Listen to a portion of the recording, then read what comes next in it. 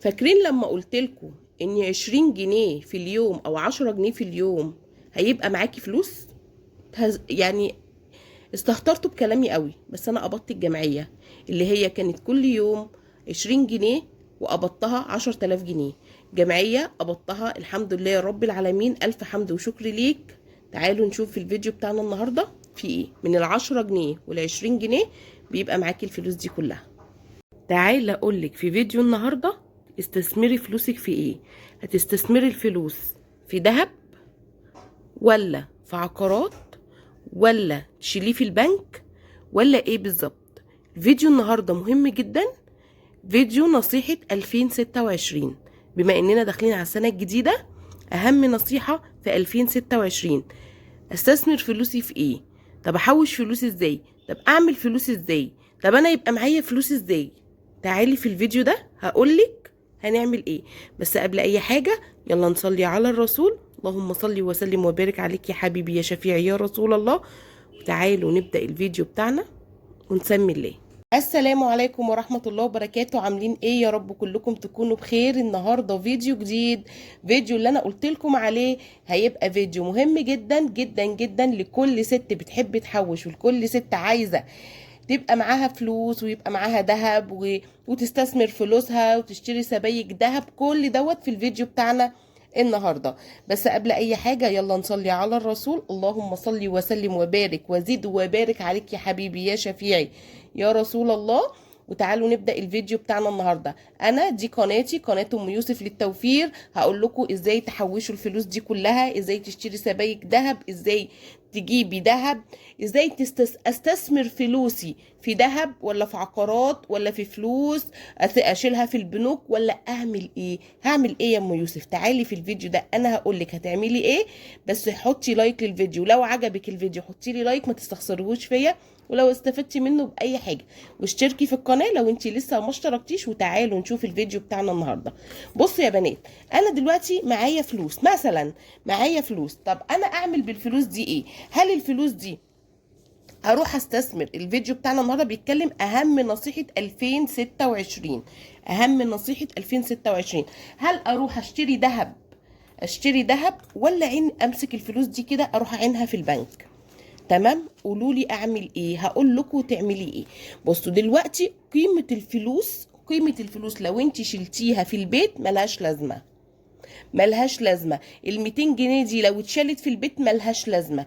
ال1000 جنيه لو اتشال في البيت ما بقاش ليه لازمه. طب ايه اللي بقى ليه لازمه؟ الذهب. الذهب اللي بقى ليه لازمه، هو ده اللي بقى ليه لازمه.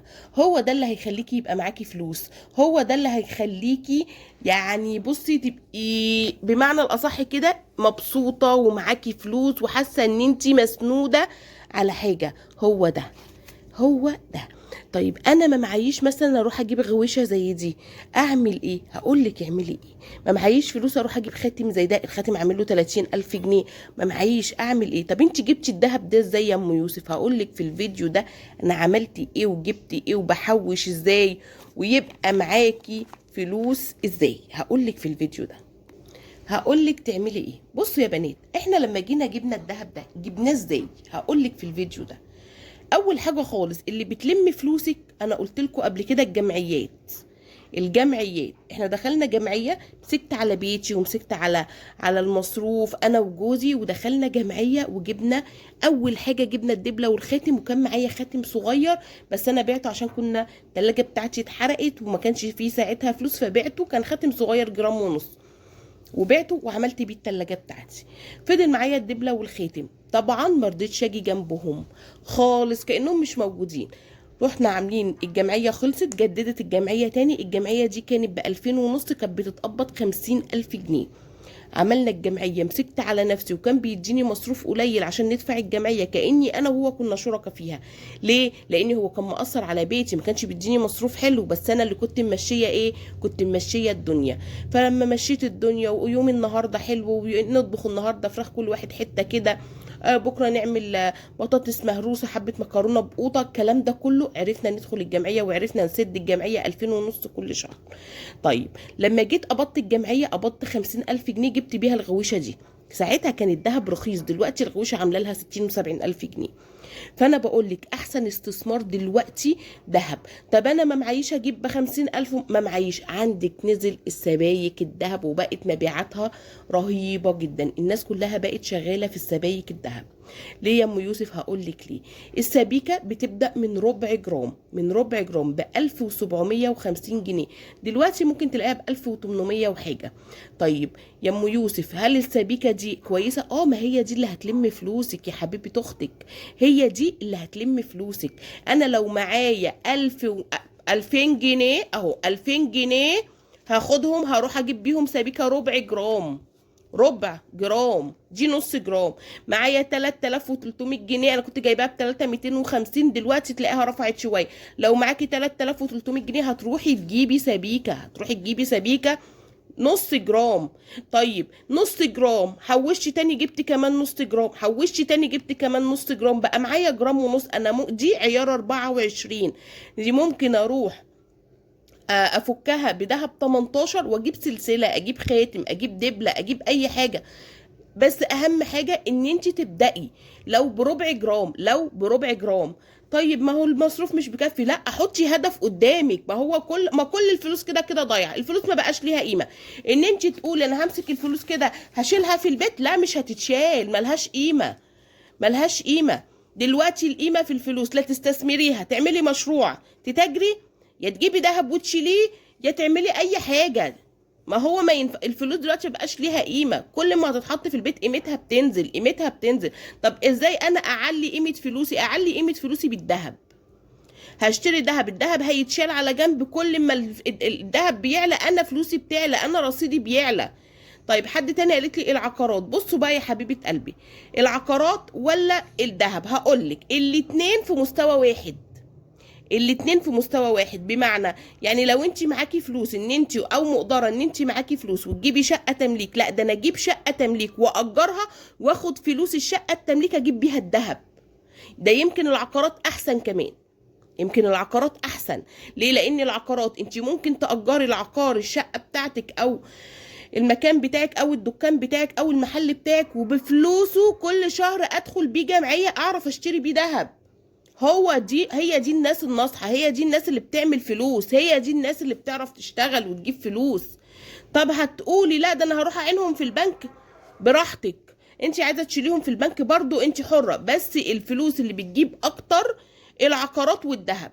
طب انت ما معكيش دلوقتي تشتري شقة ولا الكلام ده، ابدأ اشتري بحاجات بسيطة، ابدأ احوش من ال10 جنيه، والله العظيم يا بنات من ال10 جنيه. ال10 جنيه اللي انتوا بتستهونوا بيها، ال10 جنيه اللي انت بتقولي ملهاش لازمة خدها يا واد وانزل اصرفها، ال10 جنيه دي لو حوشتيها كل يوم ب300 جنيه اخر الشهر ادخل بيهم جمعية اقبضهم 6000 جنيه، لو 20 اسم اروح اشتري سبيكة جرام، سبيكة جرام، يبقى معايا جرام دهب انا شايلاه على جنب عيار 24. انتوا فاهمين قصدي ايه؟ انتوا فاهمين قصدي ايه؟ طيب انا دي جمعيه قبضتها هعمل بيها ايه؟ هروح اشتري بيها سبيكه ذهب جرام، هروح اشتري سبيكه ذهب جرام، هشوف ولادي محتاجين ايه، لبس ايه، عايزين ايه، والباقي اروح اجيب بيه ذهب، الباقي هروح اجيب بيه ذهب. فالجمعيات بتنفع، الفلوس بتنفع، الفلوس ان انتي تستثمريها بتنفع. طب انا مش عايزه، لسه بادئه بمشروع صغير، لسه بادئه ما معيش غير 1000 جنيه، هاتي ال1000 جنيه انزلي قلت لك اعملي اي مشروع بيه.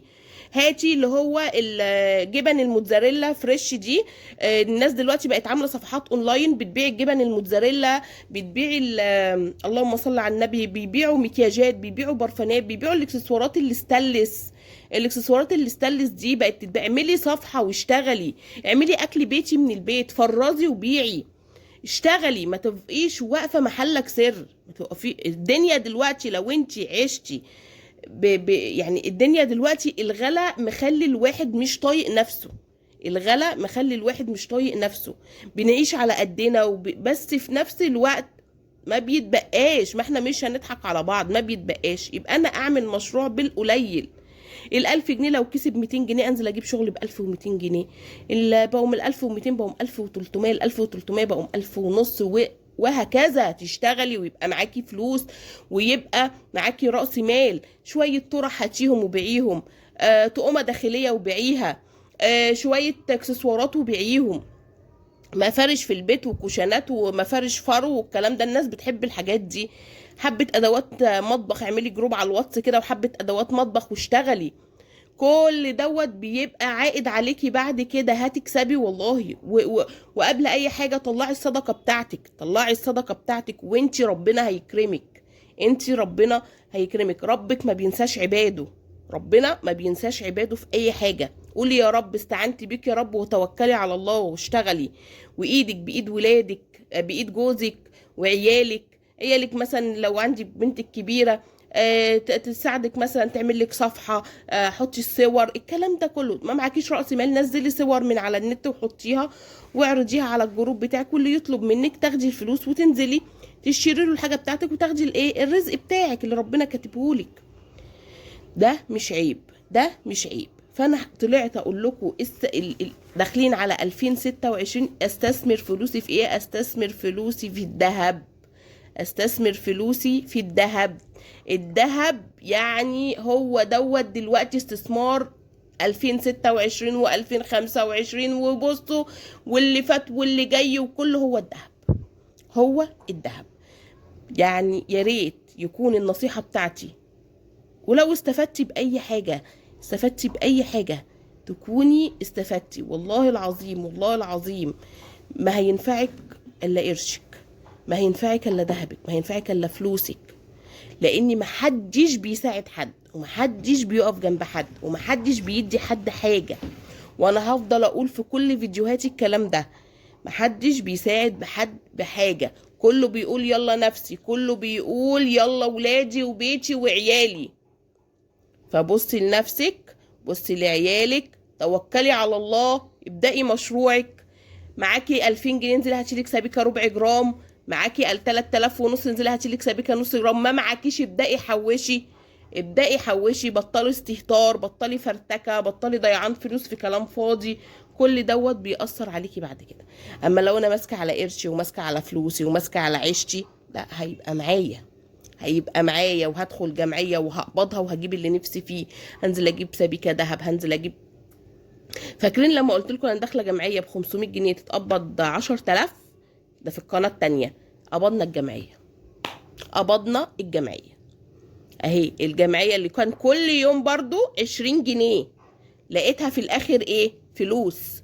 اللي انتوا بتستهتروا وتقولي ايه متوقع من 10 جنيه تقولي محوشي مش عارفه كام، لا والله بتحوشي. قبضنا الجمعيه. صاحبه الجمعيه النهارده 10، نزلتها لي امبارح يوم 9 اهي. الجمعيه اهي من 20 جنيه، من 20 جنيه انت كنت بتستهتري بيها، من 20 جنيه انت كنت بتقولي مش عارفه ايه وانا هحوش، ما سيبك من الكلام ده. ال 20 جنيه والله قبضت جمعيه 10000 جنيه. 500 جنيه كل شهر تتقبض 10000 جنيه. 20 اسم قبضت ال 10000 جنيه. الحمد لله رب العالمين. ربنا يجعل فيهم البركه ويجعل فيهم يزيدوا، يعني يزيدوا والله العظيم يزيدوا. جمعية تخلص تتجدد الجمعية، هدخل فيها ويبقى معايا فلوس وهنزل اشتري سبيكة جرام دهب. جرام دهب بكام؟ ب6000 وحاجة، اللي هي الجرام اللي على بعضها عيار 24. فيا رب يكون الفيديو عجبكم، ولو حبيتي قناتي اشتركي فيها وفعلي زرار الجرس عشان يوصلك كل جديد. اسيبكم في رعاية الله، مع الف سلامة، ويا رب يكون الفيديو عجبكم. باي باي.